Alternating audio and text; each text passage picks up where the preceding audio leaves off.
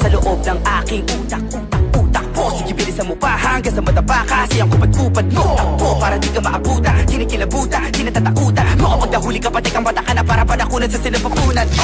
Isa, dalawa, tatlo, kilala bilang mga siraulo. Halata ang inakala na iba na di makapangyarihan ng mga ginayuma. Waksa ka mga talukat na mga masa, sana alam mga talaka, wala alam, madala-tala, tataka, magkataka ng pababa hanggang sa hanggang na nawala ang gat. Puro mga ingiterong nabagot, o mga feelingerong nayamot. Paano nyo ko hihilahin sa balong malalim, eh hindi nyo nga ako maabot. Ratatatatara, o di ba nakakatakot? Pag hindi nyo matatakasan ang boses na kabataan, kapag sure hita ang mga pasabog. Sino ba yan? Sino ba yan? At sino ba yan? Na naman ang buong sambayan na kahit kang makabago, makatao at makatarungan. Ito na si Abra, ang panalan. Di makatangkara pero nakaya na umakit sa pedestal at gumawa ng himala. Pinatama ka tamat, hindi nakakaiba talaga mag-isa sa skill. Ang dami pero mga tumitingan lang.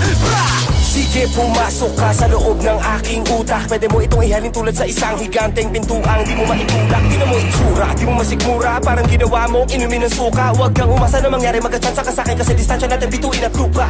Libo-libo sinagupa, binaong parang basura. Pinipicturan ko muna bago inibig sa lupa. Primitibo lirisip mo, pipiliti ko, pihiti ko, tigin mo, kiliti mo. Imposible ko makuha, Pilipino sining at literaturang hinaluan ng mga bara na parang hiruglipi ko masulat. Mga titik na inipon at sinukat ay nagiging ibo-ibo pag hindi ko naisuka.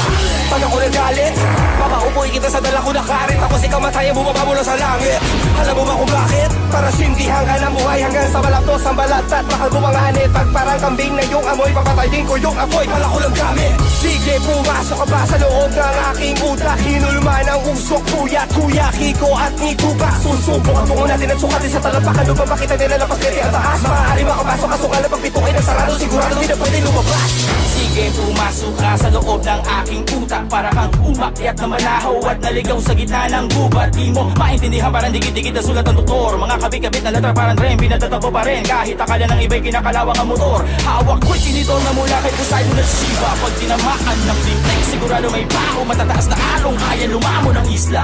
Salamat, ginising mo ang pinakamatangkad sa limang daliri ko. Uso ata ang utak at puso mabato, panahon palulitin ko. Asa mo ang sugat sa likod ng larawan ng mga mutong di na nagparamdam. Dati binabahay ng pula, ngayon na may binabawi na ng mga itim na langgam. Naramdaman ang nagbabagang lupa mula sa balat ng shaman. Nagpatangay sa hangin hanggang sa mapagpad sa patag na dapat nakarapagdaan ko mga aso kumahoy. Yung iba nagkabas na palapit ko ta sa roll. Sinubukan nilang hukayin ang lalim, ngunit at alam nila ay ang kanilang sariling ataol. Tanggalin nyo na muna ang mga muda sa mata na nakabara. Hala sige maghilamos na makita nyo mga patay na istalang siya.